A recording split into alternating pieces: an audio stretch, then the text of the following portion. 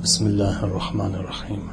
Sakinah, the narration says that when they got to Sham, the prison was such that the head was open. In the daytime it would scorch them, at the night time it would freeze them.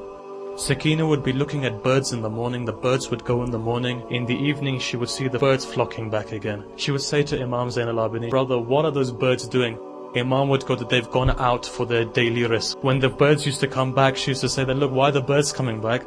In the narration it says, Imam would say, "Look, Sakinah, they're going back to their home again." Sakinah would say, "Brother, are we ever going to go home?" They say that one day Sakinah was lying there, and as she was lying there, she began to cry. She wakes up and she says to Sayeda Zaynab, she says, "Auntie, father came into my dream today." Sayeda Zaynab began to cry. She says, "Look, you're the daughter of Husayn." She says, "What did father do?" She says, "I saw father coming into my dream. Father was there. He took me in his lap. He wiped my tears. He removed the blood off my ears. He hugged me." He says, "Sakinah, it's time for you to come back." In the narration it says, Sakinah was crying so loud. Yazid woke up. When Yazid woke up, he says, "Who's disturbing my sleep?" A servant comes. He says, "Yazid, who cries in Sham?" Says, "Sakinah's crying." Says, "What does she want?" Says, "She wants the head of Husayn. She wants to see her father Husayn." Says, "Take the head, go and give the head to Sakinah." In the narration itself, that the person who was bringing the head was a follower of Sayyid al-Shuhada, was a Shia. They say that he slowly put his hands in the hair of Sayyid al-Shuhada, he lifts the head and he begins to bring it. They say Imam Zayn al-Abidin sees the head, he looks up and he begins to cry.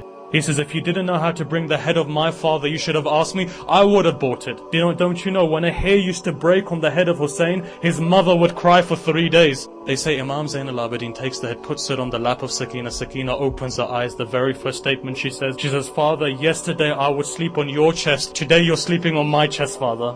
In the narration it says Sakinah cries and she says 3 things. You know what she says? It breaks your heart. In Sham, ulama used to cry on this. You know what they say? They say Sakinah looks at the head of her father. She looks at the beard of her father. She says, "Father, tell me, who made me yatim, father?